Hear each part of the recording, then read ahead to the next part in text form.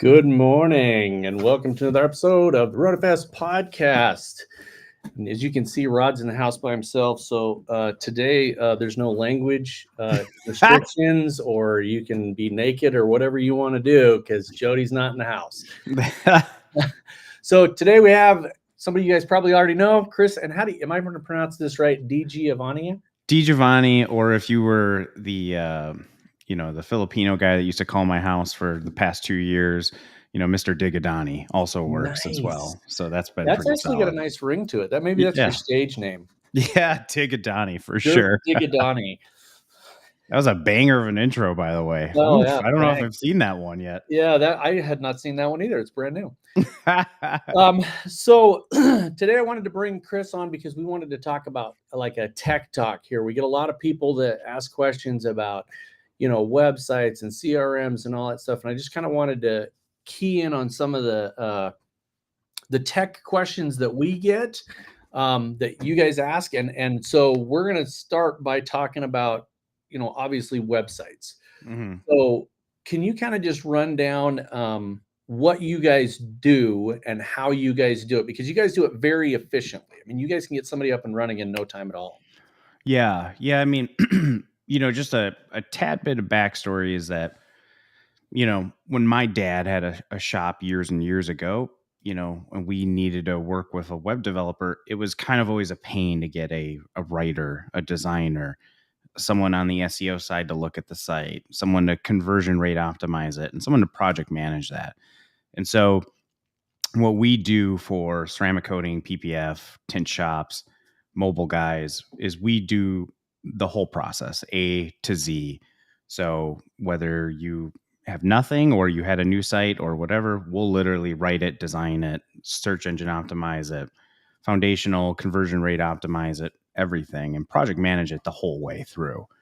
And I always just relate it to just like what you guys do, or even building a house. Like the designer is just like one aspect, and you guys understand that more than anybody, that you typically need someone to not only build the house, but set the foundation, paint it, drywall it. So we kind of combine all those expertise all in one. I don't know. That might have been a really long, freaking winded answer, but not at all. That was because if that's the end of the show, that's only 3 minutes. That's it. She gone. See you guys later. So I guess I wanted to start off with that kind of stuff because I wanted to talk about the differences. One of the questions that I get all the time is what's the difference between like RoadFS, CRM, and Detailer's Roadmap? Mm-hmm. And you guys build websites and do SEO and get people to get customers in the door. Yeah. Our job is to have a CRM that then tracks their customers and all their jobs and stuff like that. So yeah, exactly. So CRM wise, like I know if we're having a website that books into a CRM, like this business owner is going to lock in a lot quicker. Because websites is only one portion of the business, just like a CRM or anything. So if the website is designed great, written great, converts really well, my ultimate fear, in which I see too many times nowadays, is that a website might get 30, 40 leads. If you're a solo guy or only a 2-man operation, good Lord, you need like a CRM to really balance that. I mean, how many times you are really going to reach back out to that customer, more than once? Yeah. And I think it's a combo of things. And that's what I guess some people don't understand is that there's more than one software package. Man, I just dropped myself to the ground. I felt like Jody there for a second. I couldn't. There's more than one package people need, right? You don't come to me for your accounting package. You don't go to Chris to talk about your accounting. You can tie into those things. So I see a lot of people that want to do this, and I guess let's go way back. Let's go. Yeah. Let's talk about how you got started in doing this in the automotive industry. Yeah. Without putting anyone to sleep, basically I had a full-time corporate job the whole time. I was a marketing director of like the third or fourth biggest seafood company in the nation. And so that's kind of a lot of pieces landed in there of how to learn a lot of this stuff. And I've always had a design background. And so I kind of got into this a little bit through David Patterson. David and I started a company called Oberk Car Care. I'm not part of that partnership anymore. David is the sole owner of that. But David was kind of like my introduction to a little bit of this world. And then that whole time, I had an agency as well with employees, and we would do work and still do for companies in this space. So, Okay. manufacturers, I'm sure I don't mind saying them now, like Auto Fiber, Lake Country Manufacturing, LC Power Tools, a couple other companies out there. um, and so this whole time, I'm getting in with these manufacturers. We're doing their marketing for them. You have this e-commerce company, and I'm just like, man, can great can make great marketing about pads or rags or whatever. But that next lower level of like the actual detailer just doesn't really have a marketing arm for themselves that's consistent and successful. Um, And so I started with Mike Carlin at IGL, which congratulations to Mike. Mike was my very first website. Wow. And I said, hey, Mike, your website sucks. Can I help you out? Just want to try this out, see if it works. We do a website for him. Still, the bastard won't change anything on it. He likes it the way it is. So whatever. I always give him a hard time on that one. So um, we started a website. We did it for him. I'm like, dude, your first month, you got 30, 40 leads. Are you closing those? I'm just trying to understand, is this working for you? He's like, oh, dude, this is great. It's a few more than what I usually get. I'm like, oh, nice. What do you usually get? Like 25, 30? Just trying to understand. He's like, no, I got like 3, on my old website. Yep. Whoa. I'm like, so you went from 3 to 30. I'm like, okay, this could be a fluke. So my next call was Jeremy Casper. And up in Minnesota, kind of similar story. Used to getting 3-5 leads a month, went to 17 to 20. Called Maurice Brown here local, kind of same story. So I'm like, okay, I got my process. I know the SEO, the design is working. And from there, we just literally just kind of started like overwhelming ourselves, I guess would be the right way to say it. I left my corporate job. We were in the process of transferring the business back to David Patterson. And I was like, man, I'm kind of just hunkering for something to do. So I designed all the original designs and the first 50 sites. And then we are kind of unique that we layer support. I don't think a website personally should go up without writing or SEO or conversion rate optimization. I just don't personally feel like it's disjointed. We have a rule at work, which is do it right or don't do it at all. So what we ended up doing is slowly hiring a few people, and then what used to be 3-4 sites a month turned into probably do that in a week right Yep. now. Yeah, Yep. it's pretty up there. So we've grown exponentially. Yeah, that is fantastic. So, I think that's one of the things that people wonder about, and I'm glad that you brought that up, because the whole idea of having a website, I hear people out there. One of the things I hear is, "Well, why do I need a website?" And I'm like, "Oh my gosh, so where are you going to send people when you have a lead? How are they going to get through to you?" I mean, it's kind of a no brainer. And the key to that is what you're saying with the optimization, the SEO. You know how to drive clients to people, and Yeah, that is something people are always asking about. How do I get more clients? And I'm like, oh man, if you had SEO, you'd be rolling in this stuff. So I mean, even if it's not just SEO or a website, it's like where most business owners really suffer is that they're hyper focusing on one funnel or 2 funnels max, right? I know a few yep, buddies and I have Facebook. I hate to break it to you. One day Facebook isn't going to work, or it's going to go down or something of that nature. And you're going to say, man, I wish I had a storefront, or I wish I had a website, or I wish I was more popular on Instagram.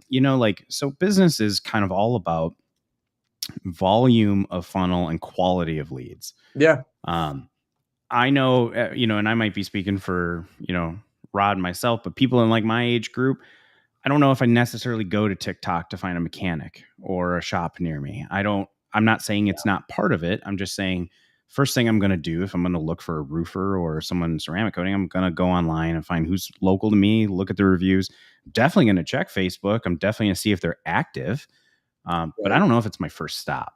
And the website is really my thinking on it is my website will always be the resume, right? It'll be the best I can do, the best I can show. It'll pre-qualify you. You're usually your warmest person is someone who's coming into the lead through the website or through your CRM. They've kind of followed that pattern. I always, try and imagine talking to someone on Facebook Messenger and crying close on there. I've never closed anyone on Facebook Messenger. Maybe I'm just trash. I don't know. No, I don't think you're trash, but I think that's where this is all coming together, because people need to understand that there are so many people that are using a mobile device to go and look up services and stuff. And if you think about it this way, if I do a search for anything, I don't care, somebody to fix plaster in my area, and I go look at the list of people, and everybody, if you think about this, if you look at them and you see that list of them and you click on it and they don't have a website, there's something that goes through your mind. You're like, oh, they're not legit. They're not a full business or whatever. Yeah. So I think that people really need to understand how that works. There's a funnel and there's all the pieces, and apparently I just did the thumbs up thing there. I'm going to try to trigger this thing all the time now. So I don't know that people understand that all those pieces need to be in place. It's just like having a business name and a logo and all that stuff. So let's talk about somebody that has nothing, because I see that all the time. I don't have anything. I started a business. I'm Rod's Detailing, and gosh, I don't even know how to go buy a domain. Should I buy a domain? Do I let you guys do it? And let's talk about the mistakes people make when they do that. So go ahead. Yeah. First thing is you should always go buy your own domain. We have a policy at our company not to own people's domains. So we actually show them directions. You could just go to GoDaddy. That's the big name cheap, GoDaddy. Go buy a domain. But my personal thing, and we do sell websites to anyone who is a fit for our business. My personal thing is I don't love selling a website to someone who's never had one prior. That's kind of unique. The reason why is I don't think anyone offers our level of support at that level as well as ongoing support. So most people are used to working with a designer. They get the website and then they're just like gone. They're kabam. We're kind of the opposite. We offer support built in with everything. So it's almost like if your first watch is a Rolex, everything else is crap. I want you to come from a Timex if you can. Yeah. Well, I think that's a big distinction there, because the mistake that I see people do is they go to, there's a local guy here in Idaho, and he is so cheap. And that's how he's the bottom of the barrel. He's $50 a month.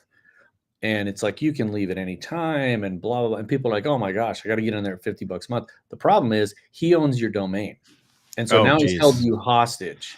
And if you ever want to get away from this guy, you have to buy your domain from them. And it's going to be the amount of money that you would have spent on a decent service. And he's one of them that's set it up and gone. Oh, okay. So, yeah. And I look at it this way, and it's because we're in this, the tech industry is like, it's like an insurance. If your insurance guy never talks to you, that's not a good insurance guy. Yeah. If your technology people, if your CRM, if your web people don't ever talk to you and say, hey, we need to do some updates here, your site's looking kind of rancid, right? That's not good. So you want to go with somebody that can help you get where you want to go and say, look, hey, Chris, I'm a one-man shop, but I want my persona to look like I've got it all together, because I want to own a shop and I want to hire employees.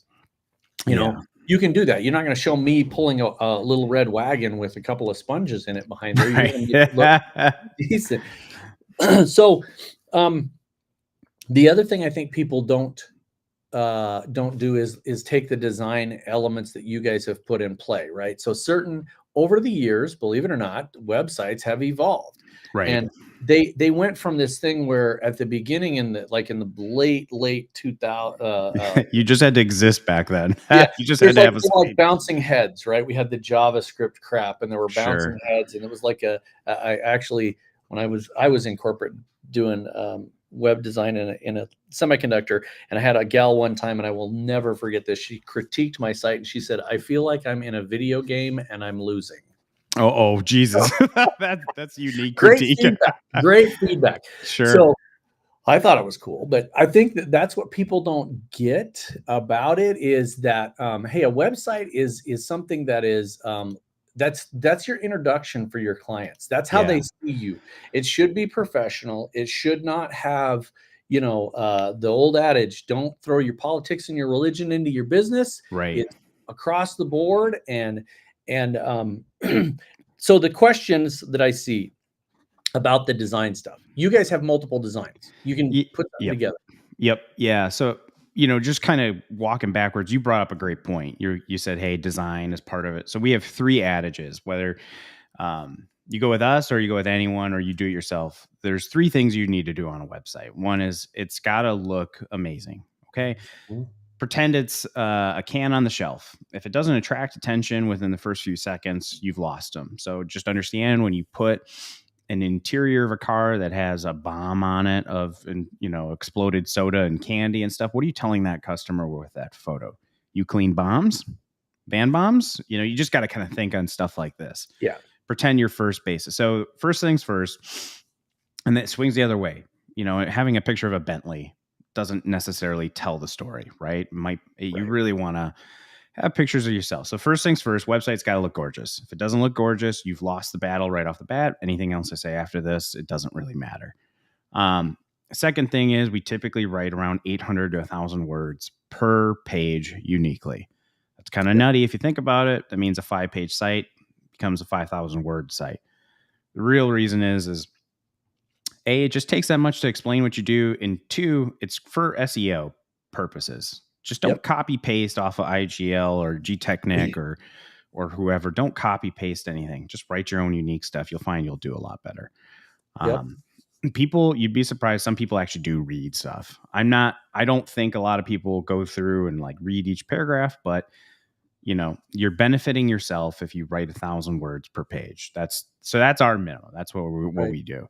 And then the biggest one that screws up and that really helps software like CRMs and RoadFS is like, you need to ask for the sale. Book now, call today, get a quote. And it almost has to be annoying. I hate to say it. I hate buttons on a website. Nobody hates buttons more than me, but we typically put about 12 to 15 per page. Right. Call to action is what everybody's heard it. The buzzword is a call to action. What is, if you aren't saying, schedule a demo, get more info, contact us, do all that, because that's your whole idea of a website is you want people to go there to get to you. Yep. And if you're not providing them that opportunity in copious amounts, how are they going to do that? Right. I mean, and it really affects on mobile more than anything, right? 70% of the stuff is a scroll through. And I really just want to ask people, if you saw my level 1 ceramic coating at $1,000, do you want a consultation? Do you want to call me now?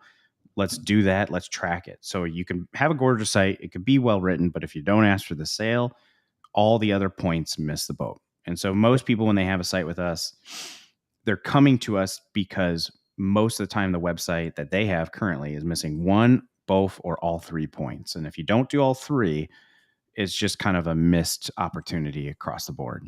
Yeah. And I think that the the other question that I personally get on people that are on the CRMs, and that is anybody's CRM. So make sure that people understand that, you and I are pretty neutral about this stuff. It's like, if you guys are using one of the other CRMs, Chris can hook you up with that. You don't have to be a RoadFS user to use Detailer's Roadmap. You don't have to, that doesn't matter. So you guys have ways to integrate with all of them. And I think that that's a key there, because having a CRM where they can go to your website and they can actually book or schedule, or however your particular CRM,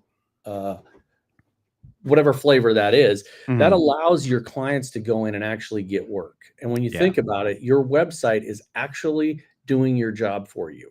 And the website, the adage that I love to tell people with CRMs, any technology, it's 24 hours a day, 7 days a week. It doesn't ask for a raise. It doesn't take vacations. It is working in the background to help you achieve your goals. Right. And These things are measurable. That's the key to this. Is it's not I see so many questions on the internet, which is great if you go to a group or a forum and you ask a question, but the reality of it is you should be getting those answers from your analytics. So let's dive into analytics and what that means. That isn't just how many people looked at your site. It's got a lot of keys there. It's like how many people went there, stayed there for a minute, went to a separate page, which page is the most popular. I mean, it dives in deep, right? Right. Yeah. So our system, I always had a problem when people came into us and I said, I would ask them how many leads they get. And they'd be like, I don't know, or 50 or 60, or I don't know. I'm like, really? 50 or 60? You don't need me. Yeah. So what most people don't have on their websites is they don't have a tracking system. So our dashboard will literally tell you how many people are coming in on a daily, a 7-day, a 30-day, how many people actually call you. So we can actually track the call buttons, and how many people fill out a form submission. And from there, I can tell you what your conversion rate is, what your traffic to lead rate is. And that way it's really, really, really helpful. A perfect example is like, if you don't do those three things I talked about earlier, you typically convert around 1.9%. So that's the design, the writing, the conversion things. If you do all three of them, you typically convert around 6 to 10%. And I know that because our websites have all that tracking. Right. And it just makes it easier. So, yeah. And the other thing is if you think about it that way, so if you've got that all in place and then you connect to a CRM, right. Your CRM should, and ours will track things that came in as a request and how many of those you actually converted and how many dollars that conversion was. Right. So if you're tracking from nothing through the website, through your CRM, and then through your dollars, you can actually look at it and see how many dollars you've gotten from each source. And that gives you an idea of where you should put your efforts. If you're getting so many people to go to your website because, oh my gosh, I did this Facebook ad campaign, and in the ad campaign, I had a link to our website, and now I converted an extra 20%, and they actually turned into dollars, then you know where to spend your time and effort. Yeah, and I'll show you just an example, just so people can understand what he's talking about. Is that like on our system? It's okay, and it might spread over a little bit. No big deal. This customer does not have our forms. He's using a CRM, so he's tracking directly into it. But you can tell how many phone calls. It doesn't show form submissions because the CRM captures everything on that side. But he's going to be able to tell, I got 720 engagements. Here's the phone call plus his CRM submissions. And he'll actually be able to track in his whole system of like, okay, what did I actually close out of that? Right. And then this is just our dashboard. This is a typical dashboard. So you understand your visits, your engagement. Obviously, if you use our forms instead of CRM, this would be filled out. How many people directly email you? But that way you can quick snapshot and understand exactly what you're looking at every time. Right. And that, I think that, and I'm glad you brought that up, because visually, a lot of people are visual, obviously, in the detailing industry. We care about what we see and shiny cars and all that. But literally, by looking at those analytics, you can see that big spike that you had in there. Something happened. Right. An event occurred. What was that event? Right. I can look at our analytics on different sites that we have. So we have our site for our CRM. We have a site for our custom software. For our YouTube channel. And I can look, for instance, on the YouTube hits, and I can tell you that in November, a certain event that happens in Las Vegas, there's a huge spike. And I can see what that's all about and what we did that affected that. So if you're not watching that, you don't know what to do. One of the big examples is Jody and I did a video and posted it on our website. We did not have a YouTube channel at that point. This is years and years ago. We posted this video on our website, and all of a sudden we got 1 million hits. Oh, Jesus. And we were freaking out. How did this happen? What did we do? Where did we go? And we were looking at all the analytics. And then we tried to replicate that, but we hadn't had the analytics in place prior to be able to do that. So now I tell people, as a real world example, I've made a mistake to the point where we had 1 million hits and I couldn't fully analyze it. So you got to have that stuff in place. And then you can reach out and do that. So the same thing is true with your services and everything. If you have a Yeah. different call to action, like I have interior services, I have exterior services, I have boat services, you can track which link they're going to and see where you're getting the most for your money. Right. Yep. Yeah. You can, in our system, it's basically a dumbed down version of Google Analytics. It will literally break down, here's your top pages. It'll break Yeah. down, I can literally break down on that spike of in our system. You don't need us to do it. You can literally log in and say, I got most of this from Facebook or Instagram or an ad or a direct email, and I just want people to have that easy ability to access. And I don't think the options that were out there, at least when we started a few years ago, weren't really as evident and as easy as they are what we try and make it. So that's, I just want people to have that ability to understand and get it in quickly and then be like, make their decisions. And that's kind of our whole model is like educate and support. So Yeah, and I think that is the big questions that that people ask, that they'll ask. Well, should I go out and just create my own GoDaddy or my own Wix site? And the problem is, if you are in the detailing industry, you're a detailer. You're not a web designer. You're not going to have the time to invest in it. By having the tool set up. Yeah, it's definitely a time investment for sure. I mean, our average web build with writing, I don't mind telling people, is in the neighborhood of like 50 hours, give or take. Now that's for people that do it every day and write every day and design every day and conversion rate optimize. And, that's even with all the tricks we know. That's kind of what it is. That being said, I do still personally believe that, a Wix, a GoDaddy, a Square site, it's better than nothing. Yes, for sure. And on that level of I have nothing, if that's what you have to do to start out, do it to start out. Get something to start out. But then you're going to start noticing things you don't like, and how do I do this? And geez, I want to put a scrolling banner across the bottom or the top that tells people about this thing. What do I do? At some point, you got to turn to the professionals. It's the same thing that we do in the detailing industry, right? Somebody can go wash their car themselves. But when they want a detail, you want them to turn to a professional. Absolutely the same thing with technology. Yep. Yeah. I mean, I typically tell people like where our precipice point is like, if you're doing, a coding a month, a site with us would pay for itself tenfold getting into a second coat, just one coding. Yeah. So, that's where I tell people like, that's where it makes sense. I don't, not to discredit GoDaddy, not to discredit Wix or Squarespace. Somebody's got to start somewhere.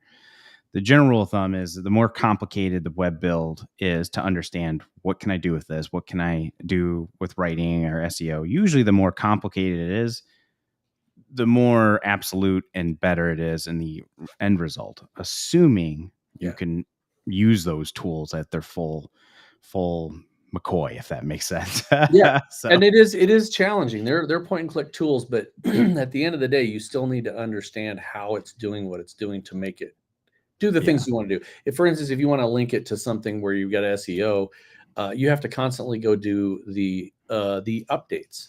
If you're using an SEO plugin, you're going to have to go do the updates all the time, because those are on the build your own places. The biggest challenge with security are the plugins. Yeah, like a WordPress for sure. Yeah. So let's talk about a couple of other things on technology as far as understanding design elements and what they do. Because a lot of people will be like, hey, there's this nail salon and I love the way their website looks and I want my site to look that way. So you hit on it earlier, but the big question is, why do I not want to post just pictures of Ferraris and Bentleys everywhere? Yeah. I mean, that's a twofold question. So I've been yelling about this for a couple of years, is that when you take a picture of a finished car, what are you telling someone who first comes in there? That you offer a clean car?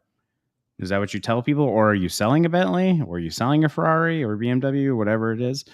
So it hands down, by far, the best sites that we've ever done, the ones that convert the highest, that get the the highest conversion top to bottom, whether that's traffic to lead or lead to actual close, is websites that show pictures of people actually performing paint correction or getting on a video, putting on a YouTube and putting it on their website of explaining what their ceramic coating 1, 2, and 3 package is. By far, it's not even close. It's not even in the realm of being close of a Shutterstock, or even just Shutterstock is so close now to just taking crappy photos of cars. I'd rather put almost Shutterstock on because crappy photos make it actually perform worse, to the point where I've had to say to a couple of guys, like, either you get a photographer in or I don't use your photos and I use Shutterstock. Photographers are worth their weight in gold, and I would say, you're selling a service, right? Let's talk about the Idaho guy, for example, that you brought up. If he's bottom of the barrel, but he really should be telling people why he's unique, what makes him special, what can he do. We're buying from people. This is a manual labor process until they make a robot that comes over and sprays the hell out of my car in the driveway, which ain't happening anytime soon. You're buying from people, you're buying from business owners. So those websites, here's real world data, typically convert. If you use a Shutterstock, you'll convert between 2 and 3%. So that means 100 people come to your site, you get maybe 3 leads. Mm-hmm. If you use your personalized photos, where you kind of have photos of you, but kind of just photos of before and afters, you'll convert between 4 and 6%. If you bring in a photographer and have them spend in 2 half days, you'll usually convert around 10 to 14. It's like not even close. It's just, right. It's astronomical. So, and it's not expensive. You can find a local photographer that can take some really high end photos and really not spend a ton of money. We have a guy here we've had on staff for 10 or 11 years that does photos, and he ended up, we didn't even know it, but the guy does he does all the stock photos for some of the companies in the detailing industry, like Buff and Shine, and he does Mercedes, and he does a bunch of other stuff. So they like you said, they're worth their weight in gold. And the key is, how much of a conversion do you want? Mm-hmm. Right? I mean, if you're a one-man shop, I don't want to go to you, Chris, and go, hey, I need to bring in 60 people next week, because now you've just pissed off a bunch of clients. So you got to kind of understand where you want to go and how you want to grow. Right. We one of the features on our CRM is this notifications, and you can send out a kind of like a MailChimp or a constant contact. And we had a guy call us in February and said, I'm dead. I got nothing going on. We helped him set up a campaign. He sent out an email about a special, and he called us the next day and he goes, man, I just booked $3,000 worth of services. And we said, that's great. He called us the next day and he goes, okay, we're up to $6,000. And on Saturday morning, he called us. He goes, I just booked my entire month. I need to limit this because it was open. And I'm like, okay, yeah, you need to business owner. I'm scared now. It worked too well. Too much success, right? Yeah. And then the other thing of that is the back end of that is tracking the kind of traffic that you get and where they're going, because so many people offer 50 services and they only really sell 2 or 3. And if people are not using you for one of those services, why are you offering it? Right. Yeah. I mean, you kind of nailed it right on the head right there, is that, like, if people, so many of these business owners focus so heavily on the front, more lead, more, I'm busy, I'm not busy enough, I'm slow, I need more people in the front door. They forget about the back door. When you talked to that guy last year, you sold him a coating. Right. Why didn't we touch base with him on the 6 month, 12 month, 18 month? Because guess what? The average car right now is sitting around 2.8 years. I'm sure it's going to extend out to 3.5, maybe 4, just the way the industry is going. But if you're in top of that guy, even just once every couple months, automate an email or start a newsletter, that is the gift that keeps on giving. People that have already talked to you and they're already familiar with you. You don't have to, the cost is like, I think it's less than $3 right now to contact someone. And get and close that lead, right? Honestly, if you're using your CRM right, like, you're sending out an automatic notification, you don't even have to think about it. Right. You just have a reminder that goes out at 6 months and says, hey, this, or hey, that, or you can have it set up so that, like, in the springtime right now, you go out to all convertibles or all boats, and you get everybody excited about the season coming up. Yep. So these tools are not super expensive. No. It's kind of a no-brainer. I mean, if I'm setting up a brand new business, if I decide tomorrow to go out and set up a industrial coating business, because Mike Carlin and I have talked about ages, I'm going to go get a website that's totally unique, that Mhm. is set up for industrial stuff, and it's going to show people spraying an industrial machine. And they're going Right. to look professional. They're going to have the right proper equipment. And then it's going to show that. And it's one of those things where you don't have to have a marketing degree. You just go Right. to the people that already do this. Yep. And I think that's the biggest key is reaching out and making it a contact with somebody. So that's one of the things we love about, bringing people on the show and talking about it, is because we see so many people that are constantly asking a question, and it's like you go out there and you're like, yeah, you need to contact these guys. You need to contact these guys. I'll actually recommend our competitors. Mhm. If I see somebody say, well, which CRM is the best? I go out there and go, look, here's the 4 or 5. Go check them all out. And then, hopefully, yes, obviously I want them to come use RoadFS. But if they're Sure. using somebody else, as long as they're successful, I don't want them not to be successful because they don't use my stuff. Right. Yeah, yeah. Yeah, I mean, if you're not emailing anyone, just go ahead and shred. Just shred Yeah. $1,000 a month Yep. away. That's what Yep. people are sleeping on $1,000 every month. So use those automations, use those CRMs. They were meant to make your life easier. So, Well, and use your analytics too. And that's what I think is key to people. So I guess if you could give one piece of advice, 1 or 2 pieces of advice to people technologically, what would that be? holy shit. Yeah, I know. Jesus, that's a big one. Uh, I'll be honest, and it's not because I'm on the RoadFS podcast. I would rather people come in with a CRM first before a website. Um, Usually, to me, if someone's got a CRM, and if I hear that, I know they're already preparing themselves to automate emails, to Yeah. follow up, to invoice. I mean, my first few sites, people are telling me too many leads, slow it down. Like, I can't slow it down. Like, the website works the way it is. Like, I can't do shit. Yeah. Like Yeah. tough shit. Like, Yeah. Well, that's what do you want me to do? Just put a picture of me all over the site? Like, I can't do anything. Like, what do you want?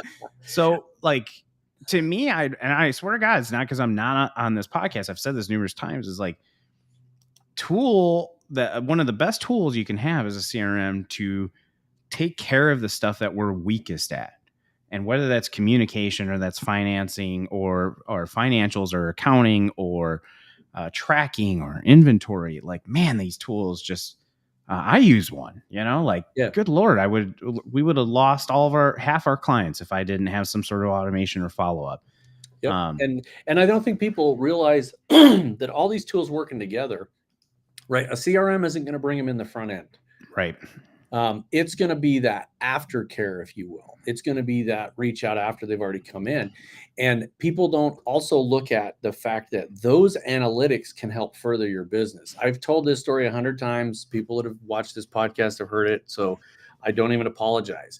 Somebody using a CRM wanted to buy their building. Mm-hmm. And they had no idea how to do that. And they contacted me and said, what do I need to do? And we put together some simple reports out of the system that showed one aspect, just ceramic coatings, 365 days. Mm-hmm. They were able to go to the bank and show them the revenue just on ceramic coatings. And they had other categories. They said, and here's everything else I do. But just on ceramic coatings, they went and secured a loan and bought a building. Yeah. And you think so about helpful. trying to show somebody that, right? You go to a bank, show them your website, show them your lead generation. This is how the whole funnel works. They come in here, they go here. I do all the analytics. I'm getting a 3 to 5% return. That's how you're going to further your business. Right. Yep. So that's the tech piece. I would say is that, honest to God, software. I always think in terms of tech, just find your weakest point. And my weakest point was always follow up. If I could not hit, sell site, that first conversation, which always went great, I always showed them and I was, knock on wood, I was always a really good closer. But man, if I didn't follow up, it's gone. And I get it. You're going to buy a website, you can buy a CRM. It's a mental anguish sometimes, to just know that you're going to have to start this process. But software really has just changed the game for me, my team.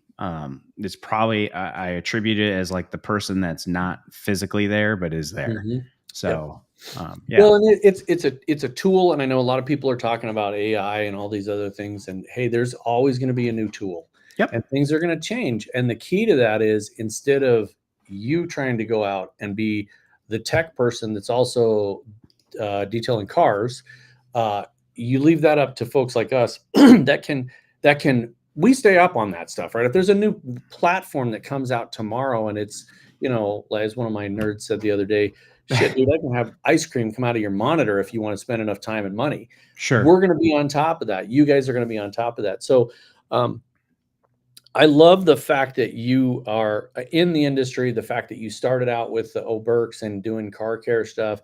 It's one of the reasons, honestly, that people come to RoadFS, is because we've been in the automotive industry for so long, hands-on. And I think that people just need to find somebody to work with and go that route. And like you said, ask for it. We made a mistake years and years ago. One of the companies in the detailing industry wanted to partner up with somebody in the CRM, and we were really we're not pushy, but we didn't go in and ask. We're like, hey, this is us. This is what we do. Get a hold of us. Let us know. And we didn't try to close that with them. And it went to another company. And we asked years later, we're like, why did you guys choose those guys over us? And they said, well, honestly, because they asked for the deal. Right. Yeah. I mean, niching down has helped for sure on our end, to the point where, like, even a little bit out of our realm, we don't do. We're not good. Like, I could build a website for an electrician or a roofer. Honestly, we're just so niched and so good at what we do that, like, our forms are built around detailing PPF, ceramic, and tint. Like, if you tell us your primary tint, we have like a whole different form that we get information from. All the support personnel who are great, like Jenny, Maddie, I'm losing my mind today, Melissa, Pat, Serena, Nick. I mean, a lot of times these people are not in the detailing industry, but I literally go and send them to detailing training for a day. I literally take my staff and I say, okay, you're a new person. We got a new person starting in a month. Her first week's going to be awesome. And I'm going to literally force her to wash cars with us at a detail shop the week after. It's just something that we do that I don't want someone to talk to someone on our staff and have to explain to them what paint correction is. Right. I think detailers really appreciate that more than anything. And niching down is just easier for us. So yeah, and that's what when we do stuff. So one of the main guys in RoadFS is Curtis, is his name, and he's been doing this software for over 10 years. We've taken him with us, and it is eye-opening for them, but it helps them understand it better. Ben, one of our main sales guys, has been involved in it for years and years, and then we have an outside sales guy that's been involved in smart repair, PDR, all that stuff. Oh, sure. So, that's a whole animal. Yeah. But that's I think the key is being in the industry versus you can go find CRMs that are out there. I mean, people use House Call Pro, but it tells you what its niche is working on houses, not working on cars. Right. Why would you go to, hey, I want a new tool, so I'm going to go buy a tool that's for concrete and I'm going to use that to polish cars? No, you're not going to do that. You're going to use a tool that's made for polishing cars. And kudos to you guys. And a lot of the CRMs in this industry is like, you guys are really agile right now.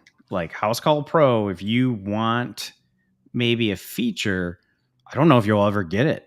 Right. I don't, they're pretty happy where they are at. I mean, I see guys and other ones, like, you want something, no problem. I'm not saying we can make it due today, this week, this month, but we can put it in our roadmap or our spectrum and see if there's enough demand. There's just so much more with going with a company that's specialized. They're more willing to hear it. The downside of that is, RoadFS is not a fit for electrician or a roofer, probably, potentially, stuff like that. So and that's one of those things where it just depends on, again, what is your goal and what do you want to do. We actually have a list, a roadmap, like you talked about, I'm sure you guys do too, of things that you want to. We have a roadmap. Yeah, the roadmap road. It's a redundancy. So we have the RoadFS road. So the other thing, this is funny, but people ask us, what in the hell is the FS?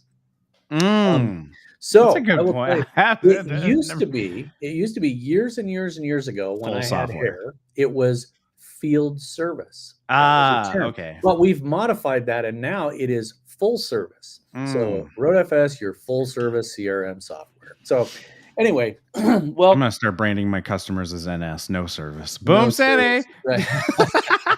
Well, I want to bring something up. We're going to do a little shout out. We are our buddies over there at both Aaron and Alex Russell from the Detail Solutions podcast. They've put together these kind of waxes. You got little wikis and another one. We're giving one away. This is actually the 6th one. I was so fast that I was number 6. It's autographed. We're giving that away to whomever goes and subscribes to our YouTube channel, or for those of you that are already subscribed, get someone else to subscribe and then let us know. And we are going to give that away. Awesome. It smells awesome. I'm going to huff it for lunch. And, you go from there. Is there anything else you want to bring up before we bail on this podcast? Because there's a lot of questions out there. No. I mean, I'm trying to think if there's anything else I want to say. I'm not the only game in town. You know, we're not a fit for everybody. We like partners, just like I'm sure Rod does and other people. Yeah. And we could always build you a site once and never talk to you again. So that's always an option. But I personally, just understand who you're working with, I would say too, is like nothing against overseas businesses and stuff like that. But I've always wanted something where I could get an email back the day or next day or something like that. And, we support all of our customers, and we have staff here in Milwaukee, Wisconsin, North Carolina, and Colorado. Just when you're looking at a website, just understand it's not just the visual. It's the back end. It's the writing. Just like on your software, there's a support model there. And that's what we're built on. We're built on support. I think we're one of the biggest out there, but I'm still, at the end of the day, we're super small. There's what we probably do in a month is probably the biggest, but it compared to, someone like a WebFX or something like that, what we do in a month, they do in a day. So, my biggest thing is we try and treat our partners like gold, because we understand that's what keeps us moving every day. And, I appreciate always the transparency that people bring in this industry. And I appreciate you having me on and stuff like that too. So that's kind of my MO. Absolutely. So go out and check out Detailers Roadmap stuff if you haven't. These guys are what you see is what you get. That's one of the reasons I wanted to have you on here. Is appreciate it. What I would call a regular person, Yeah. So do that, subscribe, do whatever. If you guys have people you want on the show, let us know. That's one of the greatest things is when you're like, hey, there's so-and-so that nobody knows about and they're killing it in Wisconsin. Which I've been to Wisconsin in the winter and it's not fun. I know. I might take a leave of absence here from Milwaukee pretty soon here. I've been screaming about it for a while. So this was not a fun year this year. Yep. And thanks for everybody for tuning in.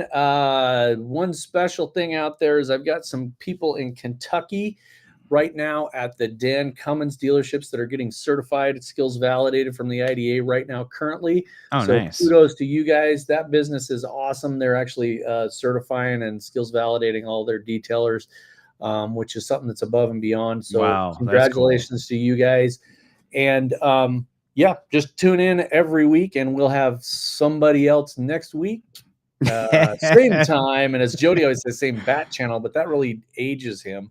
So same time next week. See ya. Awesome. Thanks, Rod.